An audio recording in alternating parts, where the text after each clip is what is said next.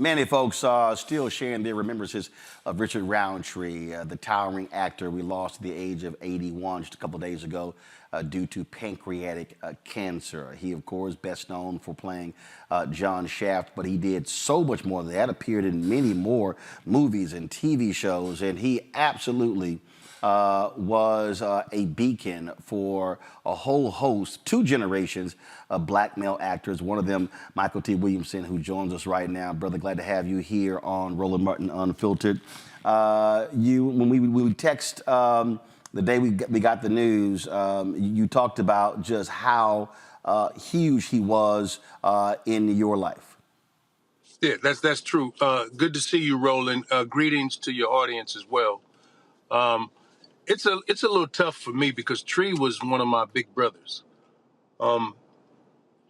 There's a lot of the giants have been just Dr. Bernie Casey's gone. Sidney Poitier is gone, and it just Jim Brown, Jim's transition, and these are the guys I learned from. But Richard they were all so unique. The thing about Richard, it's like Jim got on me the first time I met him. Jim really checked me real hard on a set because he said, "Stop smiling so goddamn much." And it shocked me because I was in such a good mood, man. I needed a check. I'm working. Everybody's being nice to me. He told me, "Stop doing all that grinning," right? And then I remember sharing that with Tree, and Tree started laughing. He said, "Man, don't pay no attention to Jim. You know, he's looking out for you, but he just got a different way." Tree he was elegance, he was fun, he was dangerous, he was everything that a movie star is. I mean, he was the biggest thing cooking, man. He was just a phenomenal human being, but he was a badass, but he was a gentleman at the same time. He was all that stuff at the very same time. Very unique individual, very unique individual, very unique man. Do you think he really understood how black folks felt about him and what that character just meant, especially to brothers? Yeah, he did. Roundtree knew it was an honor, but it was a responsibility. Like Sidney would say, Mr. Portier would say, it's a tremendous responsibility that comes with being who you are, where you are. It's when the cameras point at you, you have to represent excellence all the time. And that's what Richard did in a different way than Sidney Poitier did it, in a different way than Dick Anthony Williams did it, in a different way than Billy D. Williams did it. And all these guys, all of them, big brothers, man, those are the guys we looked up to and asked questions. The great, the legendary, the living legend, Glenn Turman. I learned how to hit a mark and how to stand in my own light, following Glenn around, going to the store, picking up potato chips and bringing them back. Whatever Glenn wanted, I went and got it for him. Richard was that to a whole lot of us as well. I just look at these filmmakers, man. It's, oh my God, I'm overwhelmed. It's a little tough right now. I was trying to get Glenn to come talk to you, but he's not ready. Well, yeah, I texted Glenn the other day, Yeah. and I knew how close they were. Yeah. I didn't ask him, but we live streamed Richard's 80th birthday party, and we ran the interview that I did with Glenn talking about him. But I knew it was gonna be too tough for him to talk about losing Richard. Yeah, well, I was on the road as I am now, so I wasn't able to get together with all the cats who went and saw him a few days before he transitioned. But I know that they had a cigar together and were able to lift his spirits a bit. And a couple of days later, we all got word that he had made his transition. I can't thank Richard Roundtree enough for the way that he represented himself as a man, but also the way he represented us as a people. He and Muhammad Ali were the two men who told me that no matter how high you go, you'll always be a nigger in the eyes of some of these people. And I had a problem with that. The first person to tell me that was Muhammad Ali. And then Richard Roundtree told me the same thing. And I didn't want to accept it. I figured that everybody wouldn't look at the industry, wouldn't look at me the way that they thought, the way that Tree and all the other brothers had been treated, Fred Williamson and so on. But it's true. You'll always be black. Embrace it. As much fun as it is being black, Yep. it's like now there's a lot of people who want to be black. They just don't want to give up the white privilege. They lay in the sun and tan and all this stuff. But it's a different set of rules for other folks than there is for us. And it's absolutely the truth. But it shouldn't demotivate you. It should actually fire your ass up so you keep rolling, you know. And I would never want to punk out and let it make me bitter because I got too much work to do, man. I got folks I need to represent. And we really have to step up now that the giants that ushered us in, you know, are starting to leave us, man. It's there's a lot of food for thought. There's a lot to think about right now. Indeed. Michael T. Williamson, I would appreciate you sharing your reflections about You Richard got it. Roundtree. Thank you, sir. I appreciate you. Thank you for your love for Richard. All Appreciate right, it. bye, Thanks a everybody. bunch. You got Thank it. you. The thing here, what he said there, Joe, I think is critically important. But also, loss is a natural part of life, which means those who sat under those giants later become giants. Absolutely. And our job is to do it to the next generation. And to do it to the next generation and to remind us, Brother Williamson's accomplished a lot in this business, but I would have asked him to remind us of how hard it is. We lose perspective if we're 20, 30, 40, 50 years old. Maybe we didn't see Richard Roundtree, in the first black exploitation films, et cetera, and Fred Williamson and Jim Brown. But it's a grind and it's hard and it's still hard, even though we're seeing more, not just getting the work, but getting the roles. And so he has a great grasp of what it's going to take and stepping forward. And it's wonderful that Richard Roundtree gets to rest easy because of how much him and other folks have influenced this next generation. And hopefully we can keep it moving and just be reminded of who we are and that it's not easy. Also, keep in mind, go to my iPad. Obviously for us, Randy, we are fans. We lose an icon. But what you're seeing here, these are Richard's children. This was from his 80th birthday. And for them, they've lost a father. They've lost a grandfather. I had an opportunity to chat with one of them earlier today. I mean, they are grieving. This was the patriarch. And so, again, he played the patriarch on a lot of different shows, but for him, he was a patriarch in real life.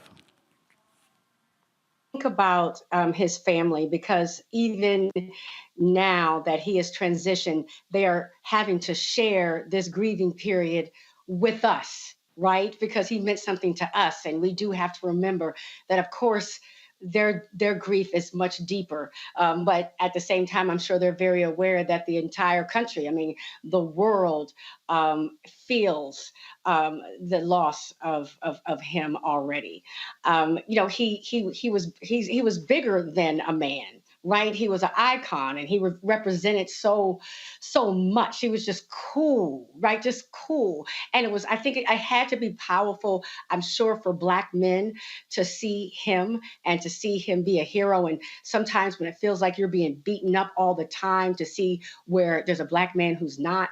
But let me just also speak for the ladies. I mean, this is a beautiful Black man. Till the end, just beautiful Black man, and we enjoyed seeing that as well. It's interesting. We were just playing some video there from the premiere of Shaft, And I mean, while we were just sitting here, Greg, I completely forgot that we were at the American Black Film Festival on the red carpet for that.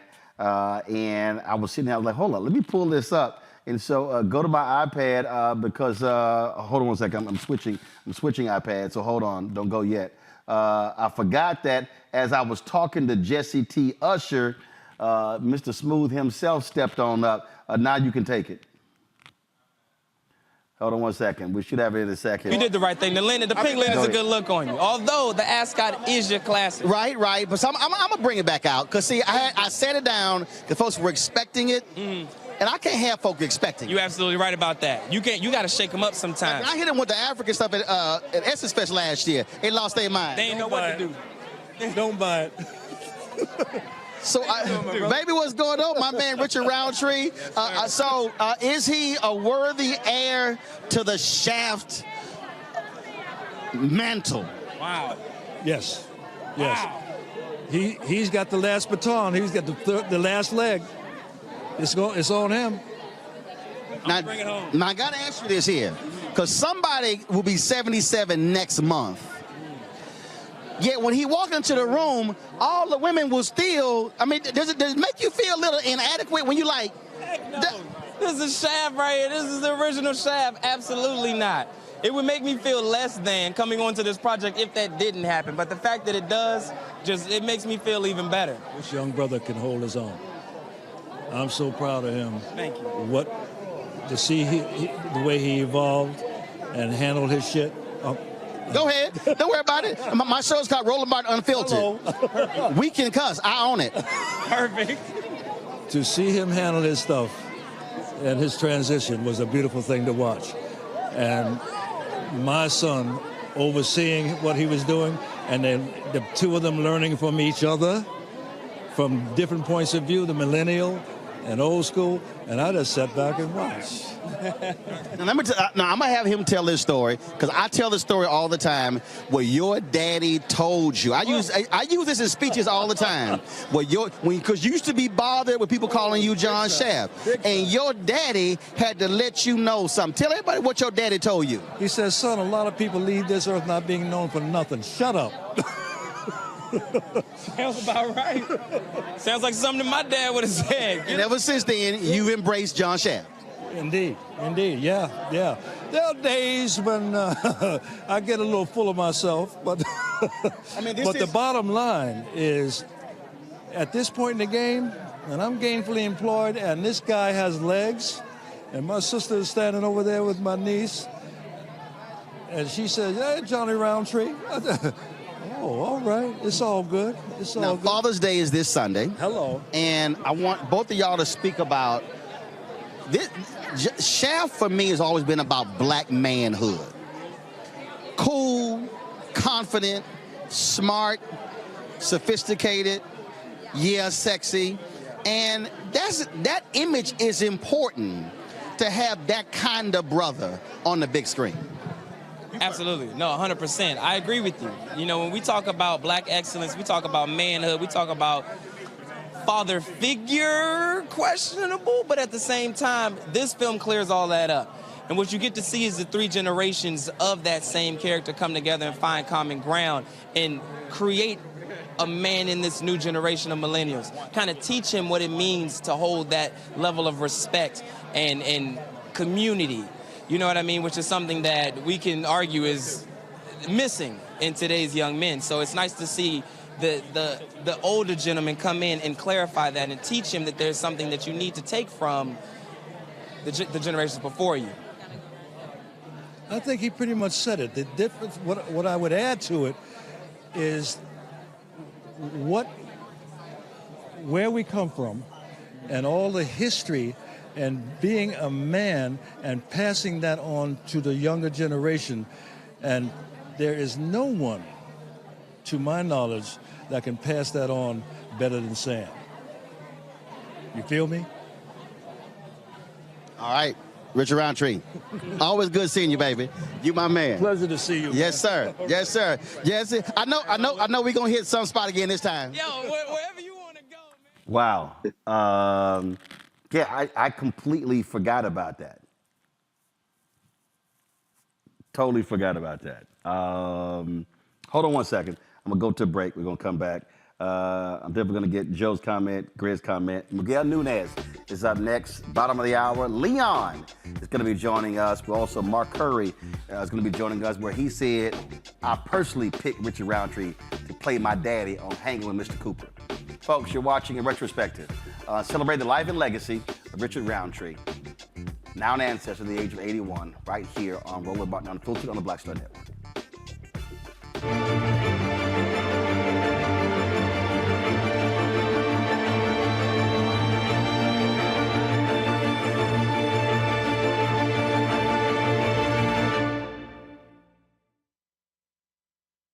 Hatred on the streets, a horrific scene, a white nationalist rally that descended into deadly violence.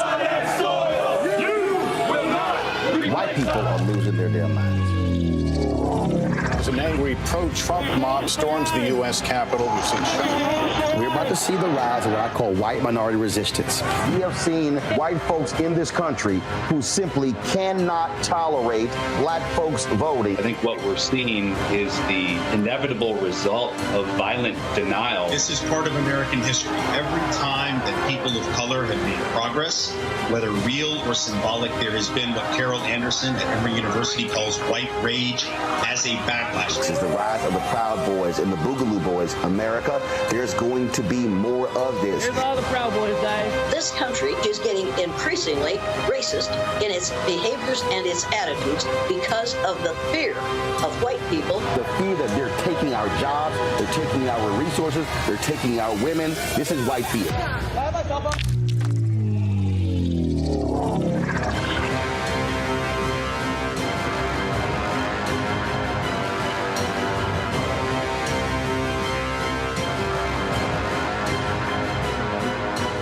Don't you think it's time to get wealthy?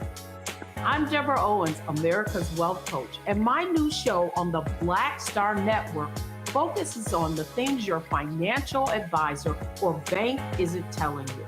So watch Get Wealthy on the Black Star Network.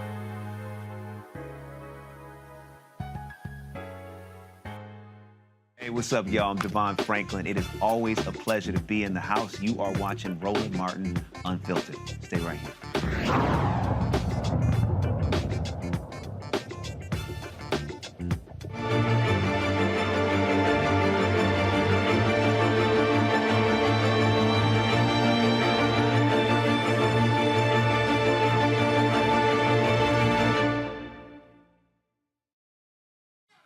Joining us right now is actor Miguel Nunez. Glad to have Miguel on the show. Miguel, just your thoughts, reflections on the great Richard Roundtree. Miguel, we can't hear you. I'm sorry. There we go. All right, there we go. How are you doing, brother? All good, all good. Listen, you know, man, I came up when Richard Roundtree came about. You gotta remember, when Shaft came about, it was back in a time where, black man, he kind of had to keep his head down early on when Shaft came about. So when Shaft came around, he started kicking ass and taking names. It just made you feel so good as an actor. It was like, I want to do that one day. I want to play that kind of role. I want to play a role where I can get back and I don't have to take. I think he gave so much to the psyche. I think he gave much more than just entertainment. He gave a lot to uplift, to spring us forward. That's what I thought. Well, Spike Lee called him Black Superman. Absolutely, because that's what you felt like. When you see Shaft, you saw this black man just kicking ass, and it was like, you were like, yeah! And you hadn't seen nobody like that before then. I hadn't. Like, here we go. Well, and here's the other deal. Even to this day, here's how iconic a role is. If you are a black man and you go buy a long leather coat, somebody gonna say, you think your ass John Shaft? Absolutely, 100%. Yep. And every time somebody, hush your mouth, that'll last forever as well. Oh yeah. Oh, absolutely, absolutely. It's all of that, And he was one of the nicest guys you will ever meet in your entire life, ever. I agree. I absolutely agree. And I think that, as I said, Michael T was on. I think our job is that when we lose a giant, lose a great, those of us who met them, who knew them, who learned from them, our responsibility is now, they become ancestors, to now do the exact same thing to others that they did for us. That's exactly what I'm trying to do, brother. I've been doing that my entire career. I learned from those guys, and those are the guys that keep me going. Why are you so approachable? You act like everybody your friend. Why are you so approachable? You're a star. It's because I learned it from them. And that's how I would watch them, and the ones that would do it the other way. He was just such a nice guy. He was grounded, he was spiritual, and he was funny, as you see. Absolutely, absolutely. Well, Miguel, definitely wanted to get your thoughts in here on this part 2 as we celebrate. Love you, brother. Roundtree. Brother, always good to see you. Thanks for sharing. You as well. Joe, batter up. Yeah, man, I tell you, it's just an incredible thing to be able to watch actors today more common than maybe we were able to 30, 40 years ago. And we draw experience. We needed to find our heroes where we could, and we still do, because we were often beat down by society, beaten down by government actors, police, etc. So it's really important to be able to have folks that we can root for and to see something in ourselves through them that allows for and facilitates our growth, facilitates us hanging on, facilitates us having something to laugh at, something to cry about, and something to be inspired by. And that's why Richard Roundtree is great. Indeed. We're going to, do we have our next guest ready? We do. Our next guest was with Richard in a recent movie. They got a chance to work together, chop it up. And so, ladies and gentlemen, Leon. Leon, how you doing, brother? I'm good, bro. Good to see you. Man, so good to see you. Just share your thoughts about Richard Roundtree. Wow. Being an actor of my generation, we had very few people to look up to. Very few people that would, in the movies, we say, wow, I like to be like him. People talk about the black exploitation era, but for us, that was the movies. And for many of us, he was our John Wayne. And so, when I later on in life, getting to meet him, work with him, hang out with him on some leisure time, fun things, it was great. But I'm a believer that when someone passes, and especially when we've accomplished things in life, like all of us here, it's our time to celebrate them. I think this is great what you're doing. We should be celebrating Richard. He has a lot to be celebrated for. And that's exactly what it's about. I mean, we talk about homegoings, and that's why we called it a celebration of life and legacy. He had that huge smile when you would see him. Every time he would greet you with a hug as well. And I'm sure if he was here, he'd be sitting back cracking up laughing at all the fuss being made about him. Right, exactly. He was a man's man, put it that way.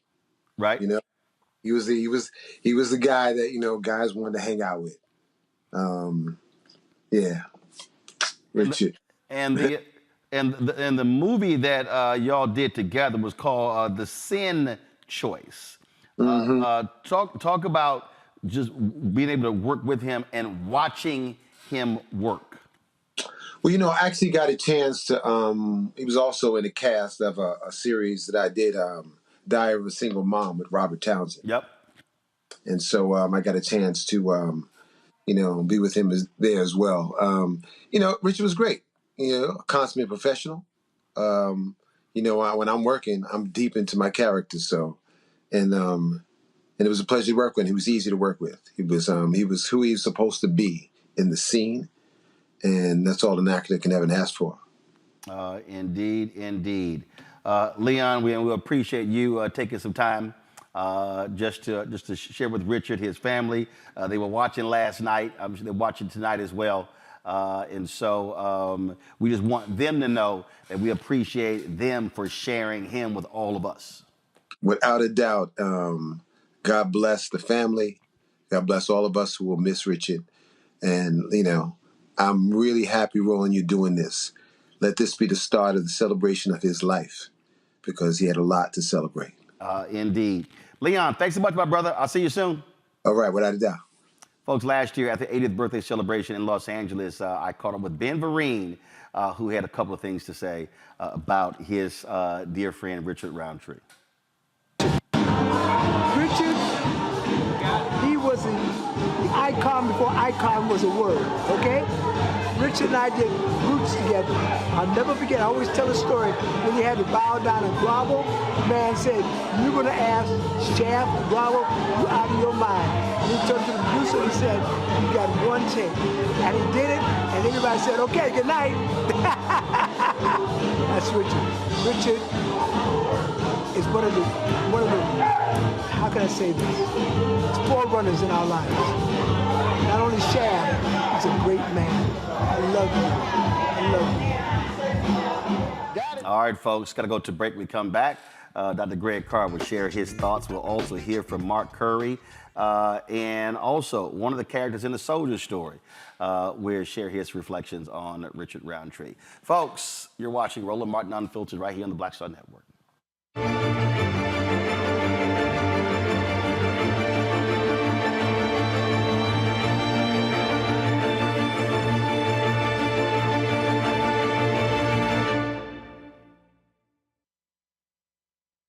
When you talk about blackness and what happens in black culture, we're about covering these things that matter to us, speaking to our issues and concerns. This is a genuine people-powered movement. There's a lot of stuff that we're not getting. You get it, and you spread the word. We wish to plead our own cause.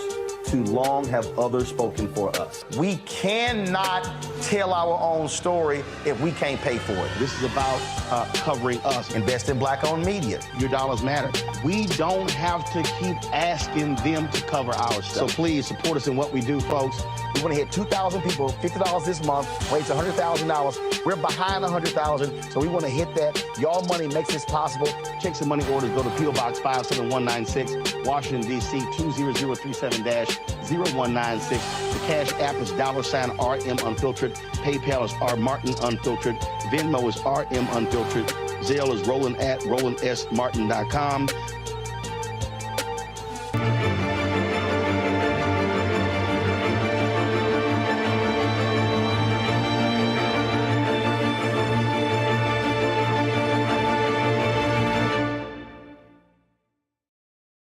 When I hear comedian Mark Curry about Richard Roundtree, he said, man, I got to come on because when I did my show, Hanging with Mr. Cooper, I said only Richard Roundtree is going to play my daddy.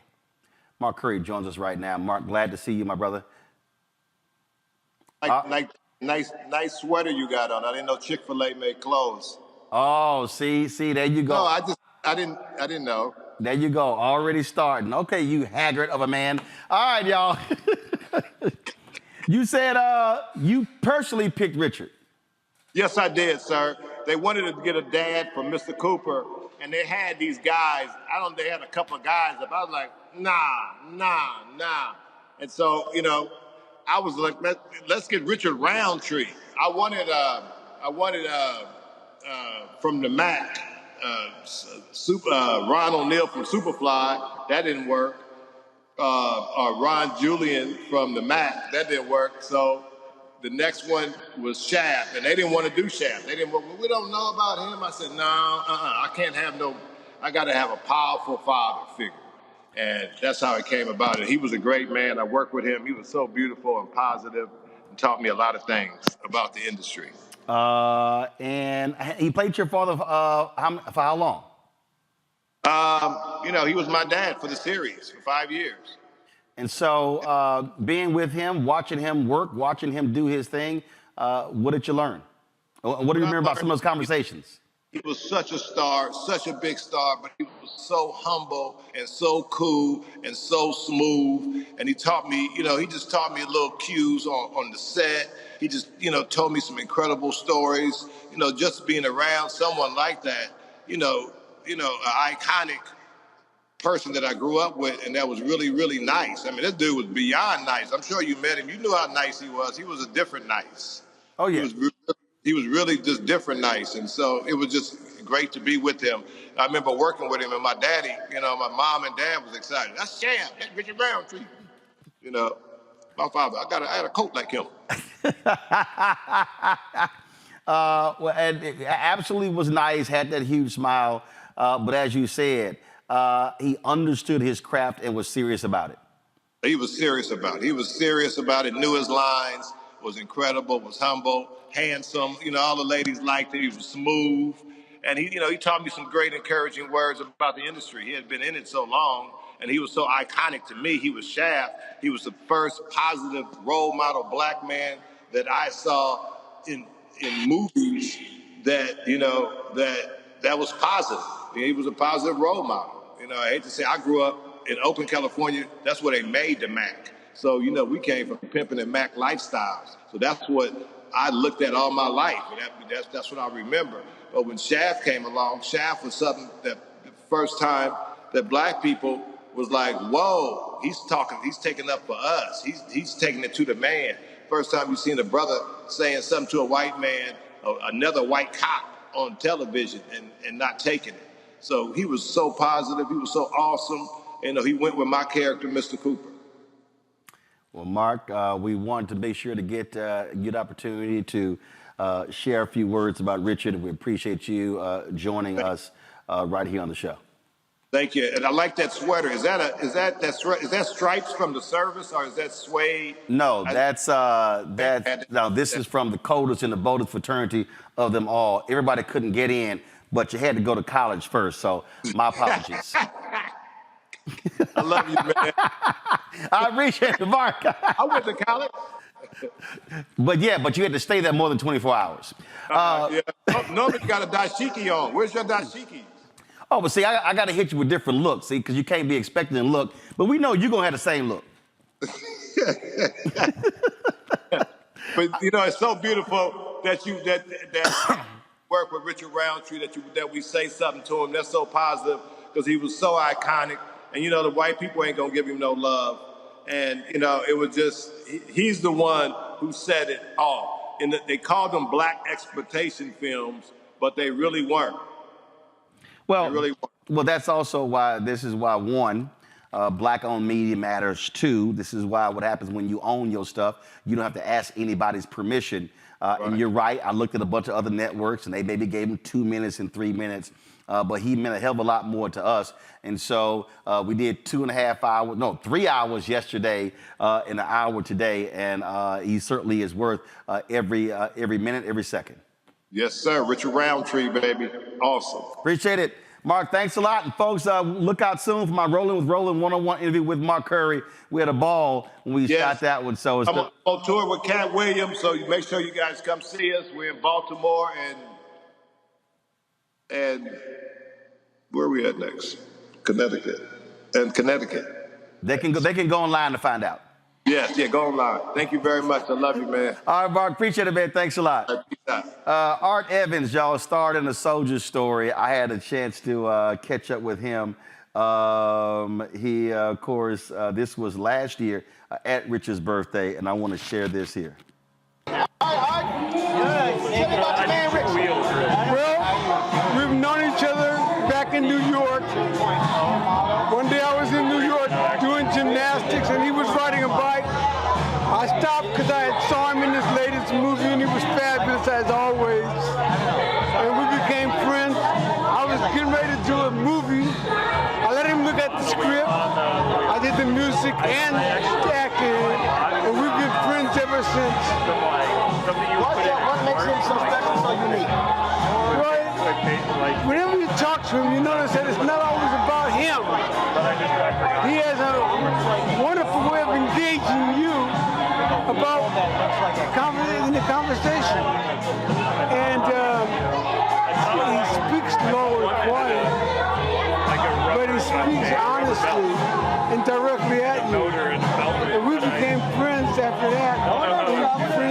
innocence. He's also would probably do a lot. Yes, he is. That's combined with 2 wheels. Yes, I he is. didn't think about I'm sorry I don't have any witty comments to make. I've heard him before. We all good? So we got it. So just your final thoughts. Richard Brooks, happy birthday. Folks, that was Art Evans. Richard Brooks played in Being Mary Jane with Richard Roundtree. Also got a chance to catch up with him. Hear his thoughts. Oh man, it's amazing. You know, I grew up watching Richard now and then have the honor of playing his son and being Mary Jane and getting to hang with him and just see how smooth he stayed forever and ever. You know, it's just been amazing. So I talked to BJ. Yeah. And BJ said, so he came downstairs to the hotel and he wanted to run lines. And Richard just started hitting. He's like, hey man, I ain't got to those pages yet. Right. And he said he was was always prepared. Oh man, yeah, Richard is the professional of the professional, man. He's the baddest, yeah. No, we always gotta have a great time working together. I mean, it's too bad we don't get to do it more. You know, being Mary Jane was so much fun, but Richard is the tightest, man, yeah. One of the things that I said, he asked me to speak, I talked about how he represented black manhood. Right. So even on being Mary Jane, I mean, so he represented that black father who cared deeply about his family, about his children. Right, exactly, yeah. Well, being Mary Jane, yeah, Richard was the ultimate father. You know, watching out for being Mary Jane, obviously for Mary Jane and all the boys, the Patterson brothers. And just, you know, it was a rare opportunity to get to play a family like that, you know, to have everybody, mom, dad, brothers, sisters, and just tell that kind of human story. You know, I haven't done that since, like, maybe To Sleep with Anger. So it kind of was really great. So final words, what you want to tell him about his 80? Shoot, happy birthday, man, you the man. Another 80, yo, you're just the baddest ever. Love you doubly. Happy birthday, Rich. All right. That, of course, was last year.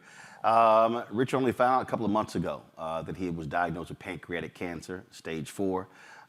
He passed away 2 days ago at his Los Angeles home, surrounded by his family. Strong, dignified to the end. Greg Carr.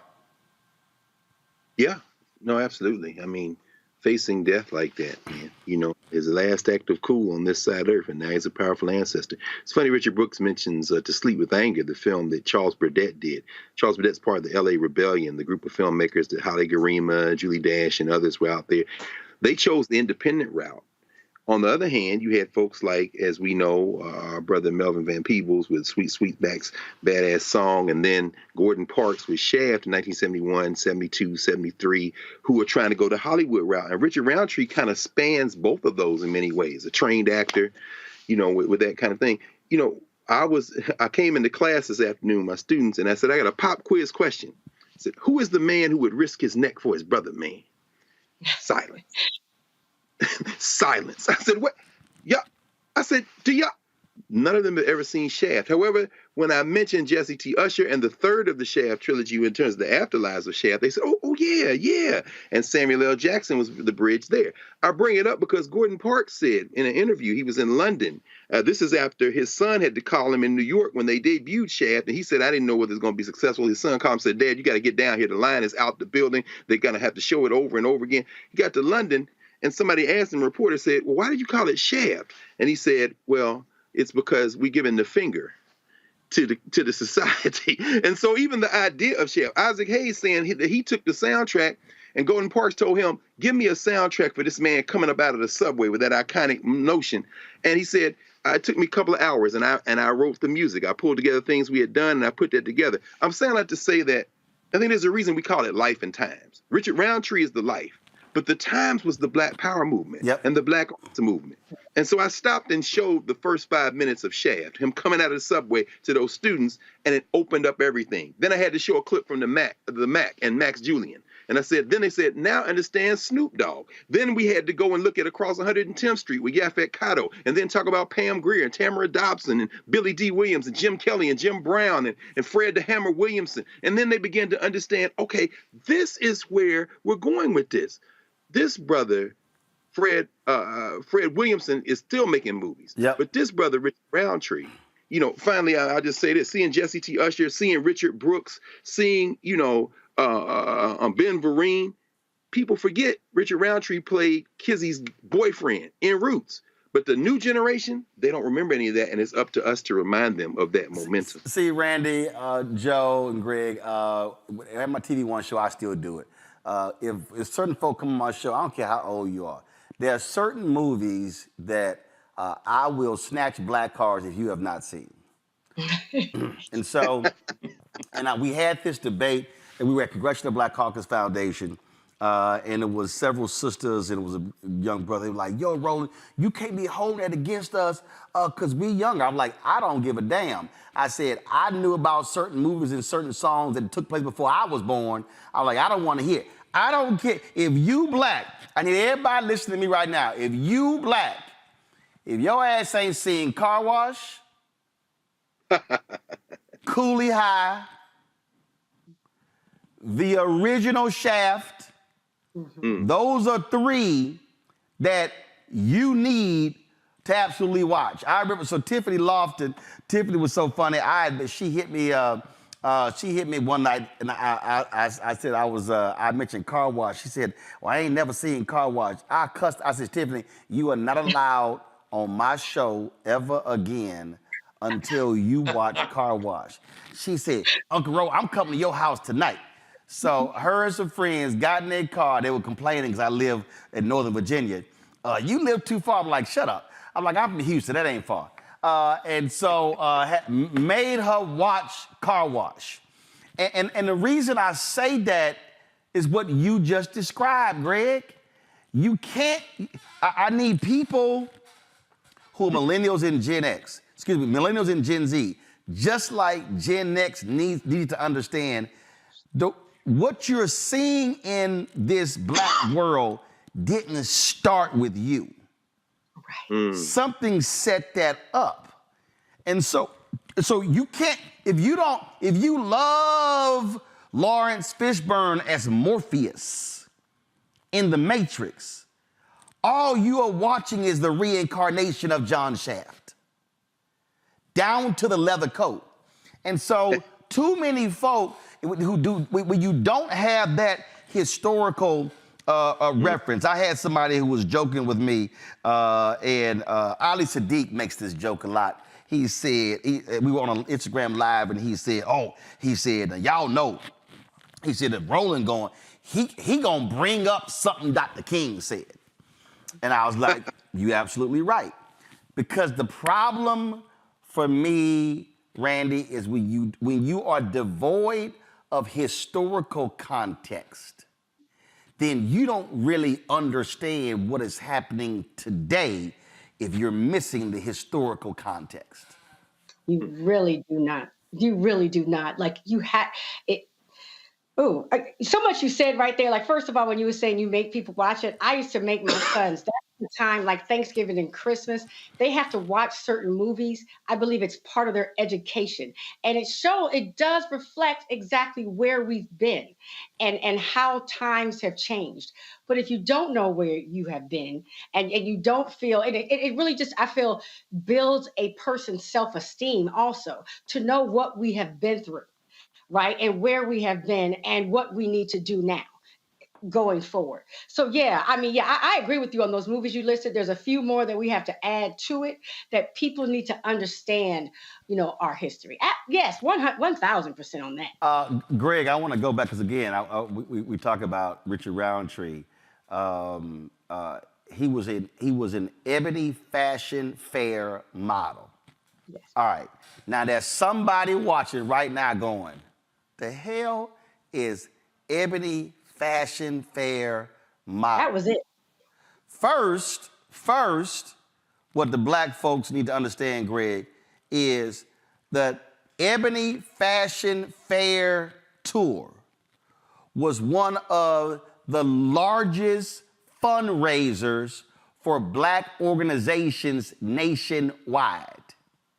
A lot of people have no understanding that when Ebony Fashion Fair, when that modeling tour, when they hit the city, tickets sold out, millions of dollars were raised for the Ebony Fashion Fair. And Greg, and to understand, Richard never forgot. I'm gonna show y'all. So I want y'all to see this video from his birthday party. I just want y'all, there's no sound, but I just want y'all to watch how Richard ain't never stopped being the model, okay? Now you see right here, got the shades on. Now the cameraman gonna sit here. So the whole deal, the pose, the look, the outfit he got on, head to toe, he was always clean. Face was always, he wasn't never like unruly with his beard and his mustache and all of that. Now, I think right now he's gonna take the shades off. And I want y'all to look at that look. See, he talking to the camera. He talking to the camera. So he might have been 80 years old, but he ain't forget how to be that Ebony Fashion Fair model, Greg. No, not at all. And I'm glad you brought up Ebony Fashion Fair, Roland, because again, this is a guy who, star high school athlete on scholarship at Southern Illinois and moves into Ebony Fashion Fair while he was in college, moves there. And that gets him to New York, as you said. A generation doesn't understand the importance of Johnson Publications. Again, black institutions, black media. It wasn't just Ebony. It wasn't just Negro Digest and Black World and Jet. It was the Ebony Fashion Fair offshoot. And as you said, those of us who are old enough to remember in Ebony when they would put the names of the black institutions, the Prince Hall Masons, the Order of Eastern Star, the Black Fraternities and Sororities, the sponsors from city to city to city, that gets him to New York to join the Negro Ensemble Company. And of course, he then, from there, of course, the rest is history. I mean, he plays the Jack Johnson figure in The Great White Hope before James Earl Jones. Right. But it's the Ebony Fashion Fair that moves him into that power at that moment. And then, of course, finally, the convergence then of that Black Power, Black Arts movement of the 60s. He's in the right place at the right time for Gordon Parks and to converge with him and to make that move. And of course, Roland, like you said, black cars could be snatched. And in the defense of the young people, they did know him from being Mary Jane and from that TV series with Ava DuVernay. But they recognized him as an elder statesman. But what today showed me, and I think you've just reinforced it, is we have an obligation to our young people to sit them down and to understand the choices. Shaft was a character written in a series of novels by a white man, Ernest Tinyman. Gordon Parks said we couldn't use that. I had to rewrite it. And then they made Shaft's Big Score and Shaft in Africa, filmed in Ethiopia. It's our obligation to have young people do that. And that Ebony Fashion Fair, man, I think you can't overstate the importance because that was a black institution. Yeah. And that was a black institution that put our resources in our community. Randy, go ahead. I was just saying, I got to do a shout out to my friend, Ayanna Jenkins Toney. She is a big time lawyer. I'm talking very successful, Howard grad, big Delta. I mean, all these accolades. But honey, what she's going to brag about if you give her a chance is that she used to model for Ebony Fashion Fair because in the black community, that was it. I mean, that was it. That was the ultimate. About a couple more things I want to show y'all folks before we end tonight's show. And actually TV One at 8 p.m. Eastern is doing the re-airing of the Shaft Unsung featuring Richard Roundtree. And so I got it recorded. So at 8 p.m. Eastern on TV One, they're going to be re-airing that Unsung. I'm going to do this here first. Seth the Entertainer was at that party a year ago. I reached out to Sid to come on the show. Sid is traveling, but he did send a video because he wanted to be a part of this tribute. What up, Roland? Sid the Entertainer here, man. Just a shout out, man. I know that you are honoring the legendary Mr. Richard Roundtree, Carol, who was, again, amazing on film, television, and in real life. This dude was just a really elegant, sharp man who always represented what it was to be a black man. And I mean, his character Shaft was one that I grew up seeing in the movie theater. He was one of the first images that we saw someone being really fully them whole self on screen. Bad dude, could fight, look good, dress sharp. And boy, when he got in the shower with that white woman, we was like, ooh, he out of control. He doing too much right then. But no, man, but definitely Shaft was, really that first black actions hero that we saw on screen and fell in love with and loved the character, which led to the longevity of the movies, even with Sam Jackson coming the new version of it. But Richard Roundtree was just a great man, and I remember a couple of years ago, he came and participated in my golf tournament and just was super, gracious to everybody who came up to him, had a really great time. That's what he was. And when I told my son that he was the original Shaft, my son got super excited to meet him. And so, and Richard, Mr. Roundtree got a big kick out of how excited my son was and knew who he was and just loved the idea that he was meeting him. So I'm going to attach a image of that. But I just love the smiles on their face and the joy that they got these generations meeting each other. And that's just the kind of guy he was. So R.I.P., good sir. You one of the best to ever do it. You definitely was someone that inspired me in many, many ways. And rest easy, rest in heaven, sir. All right? All right, I'll holler. I'm telling you, Joe, I just don't, I mean, people, to Greg's point, talking to his students, I really hope people today understand the times that we were in coming out of the civil rights movement. And the images we had, Harry Belafonte, Bill Cosby, Sidney Poitier, and how they were dignified, how they carried themselves, and all of that.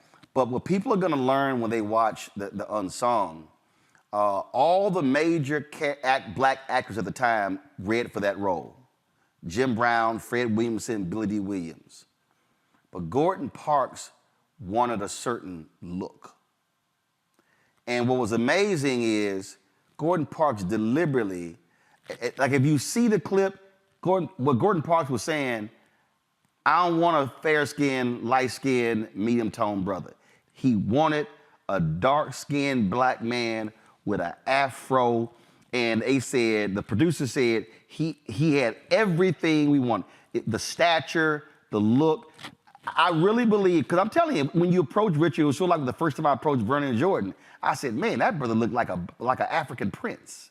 The reality is, that was really what Gordon Parks was going after, and that's why just that character resonated so much for a whole generation of black people. I don't think there's any question about that. And so not only was Gordon Parks intentional about that, about Richard Roundtree visually, but he's also intentional, and we were intentional in our movies, about the sounds. Often the music is the bridge to the young people. I'll give you a perfect example. You're talking about Car Wash. Julia was 3 years old. Car Wash was her favorite record. And so we were in a hotel in Chicago, I'll never forget. And she was laying into the hook as we're walking with this brother who's a black bell guy. And she goes, working at the car wash. And then, whoa, whoa, whoa. Guy stopped what he was doing, put the bags down, looked down at her and said, what you know about car wash?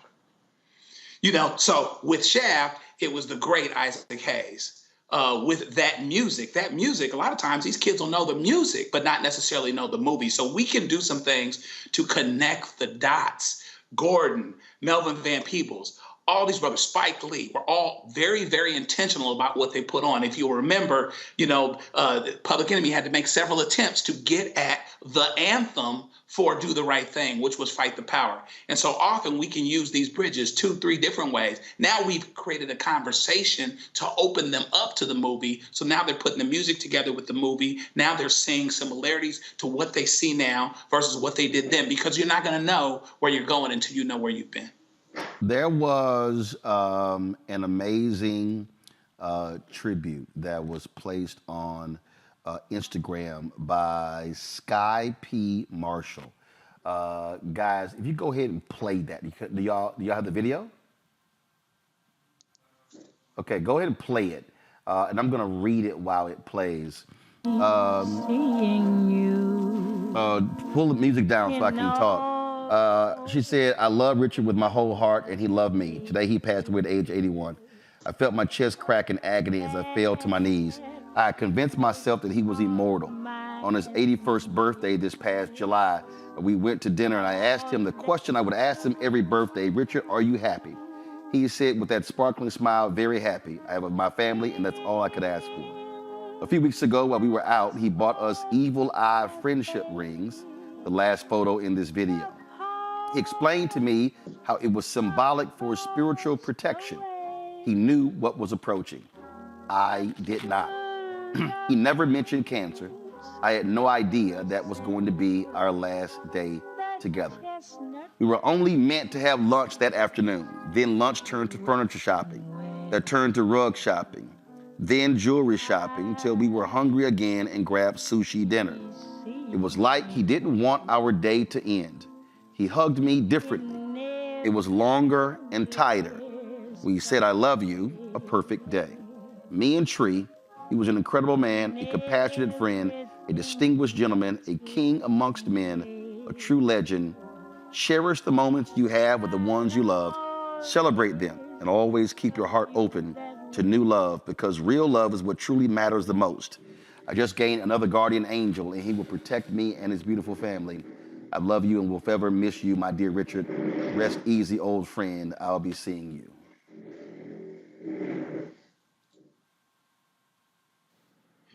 That's really beautiful. Indeed. Folks, I'm going to close this out with something. Again, it's amazing, like, you do stuff and you don't even realize all the stuff that you do. But 11 years ago, we were in Los Angeles for our annual Hollywood show on TV1's Washington Watch. And it was crazy. TV1, they sent me the whole video. And on here, my goodness, I interviewed Senator Kamala Harris, interviewed Shirley Ralph, Denise Williams, all kind of folks. And I didn't even realize, even there's a segment here with I'm watching Lou Gossett, Lamont Rucker. But we also did a segment with a group of brothers, and we're going to close the show out with this. And so, again, it's amazing when you just, like I said, you forget all the stuff that you actually do. And so this was a great segment here that we're going to close out this celebration of Richard Roundtree's life with. Again, Greg, Randy, Joe, I appreciate y'all being on today's show. This is 11 years ago, folks, TV1's Washington. This is 11 years ago, TV1's Washington Watch, where I did a panel on black male actors, in talking with Richard Roundtree, Brian White, Dondre Whitfield, and Phil Morris. Folks, I'll see you tomorrow right here on Roland Martin Unfiltered.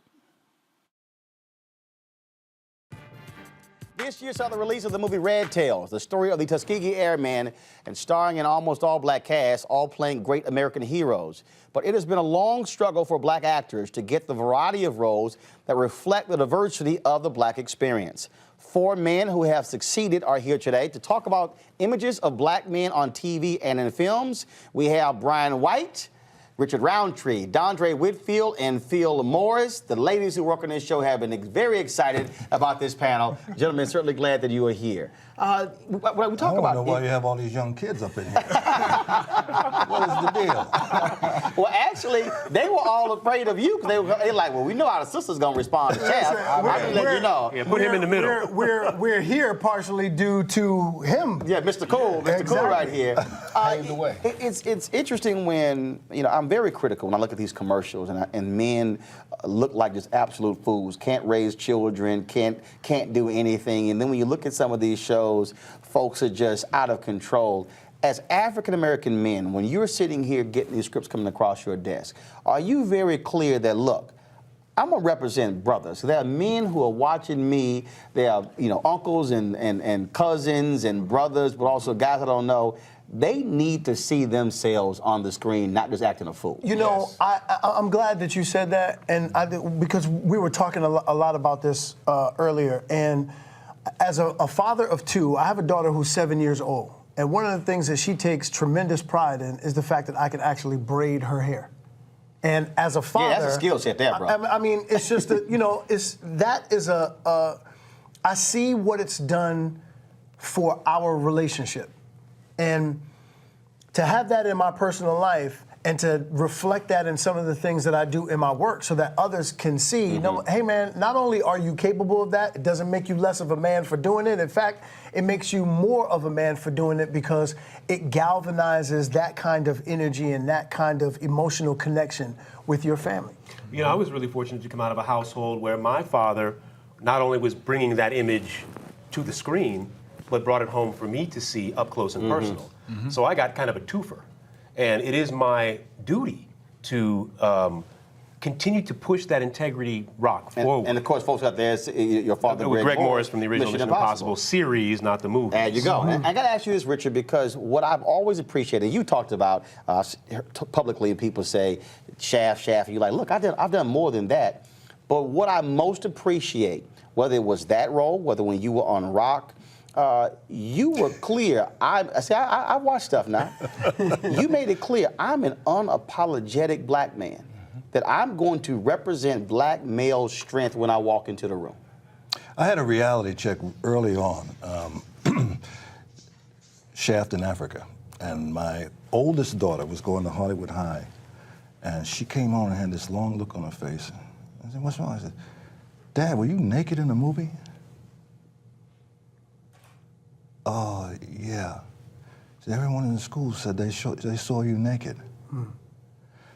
And up to that point, I wasn't really on top of what I was doing on film to the way I should have been. But that was a reality check. I said, this is forever. Forever. When you put it up there on screen, this is forever. And that moment, I became very aware of what I put on the screen.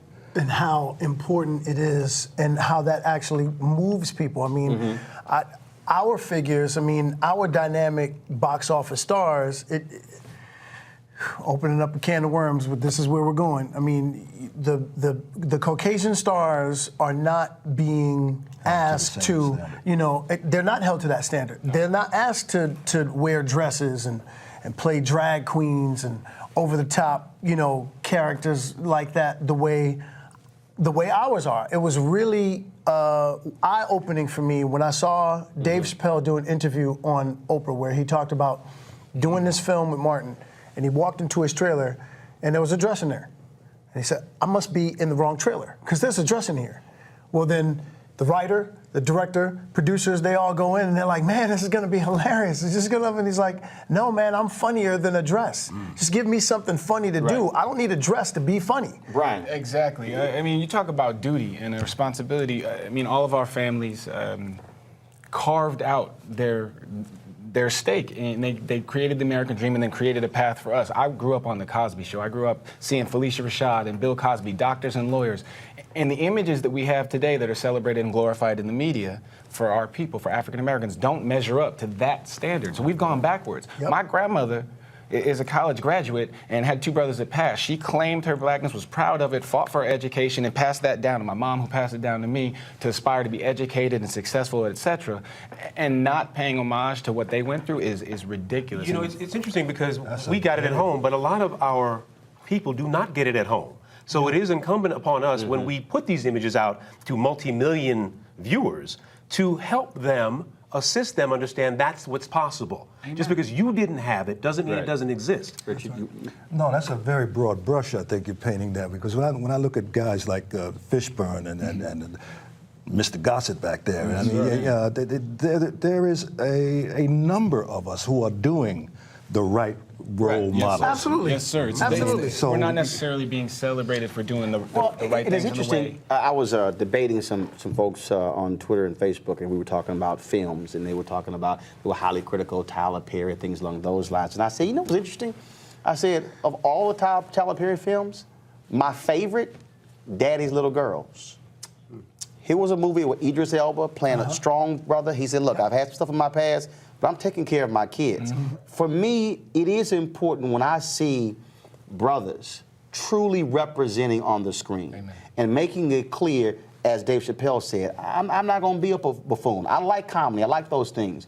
But I do think it's important when we see us walking tall, demanding respect, and not simply bowing down to somebody else's stereotype of who we are. And that's what I'm talking about, celebrating and being ahead of the curve, making sure that everybody is aware of the great roles, the great performances, the upstanding portrayals, and you know, we're a little bit behind the curve. You know, we celebrate when the Golden Globes came knocking. That's not our organization. The NAACP Awards is after the Golden Globes. So we need to be front-running, saying, look at this. This is the examples we need to be aspiring to. You know, the examples are there. They're bountiful. They're just not glorified. That's another issue also, because sometimes the organizations or entities that claim to be the ones that are our flagships and supposed to be the ones blowing, you know, our horn in terms of celebrating who and what we are so worried about servicing so many things that they lose sight and lose track of what the cause was supposed to be, which was actually celebrating us. And they begin celebrating others more than they celebrate us. Well, I'll tell you what, the one thing that I will always appreciate and why I wanted to have this panel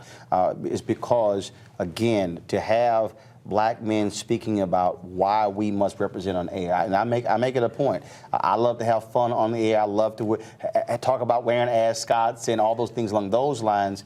But I do know for a fact when young kids walk up to me, 11, 12, who literally say, I watch you, I listen to you, and I want to hear what you have to say, we are presenting an image out there. And I want them to say that I'm watching you versus some fool over here who's cussing someone out on some reality show, because we've got to actually have that. So I say you represent balance. And we got to have balance. You can be intelligent, you can be funny, you can be all those things. He represents truth. There's not a lot of places where I can turn on the dial and see somebody looks just like me telling the truth. Right, without an agenda. Yes. You know, we can't always have an agenda, because then it reeks of misinformation and false hopes. As you know, being a politician, history is written by those in power.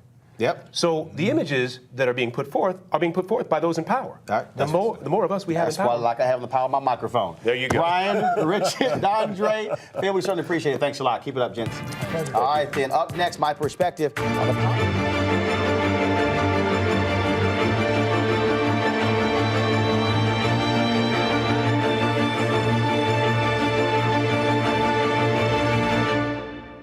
folks, Black Star Network is here. Hold no punches. I'm real revolutionary right now. Support this man, Black Media. He makes sure that our stories are told. Thank you for being the voice of Black America, Roland. Stay black. I love y'all. All momentum we have now, we have to keep this going. The video looks phenomenal. See, this difference between Black Star Network and black-owned media and something like CNN. You can't be black-owned media and be scared. It's time to be smart. Bring your eyeballs home. You dig?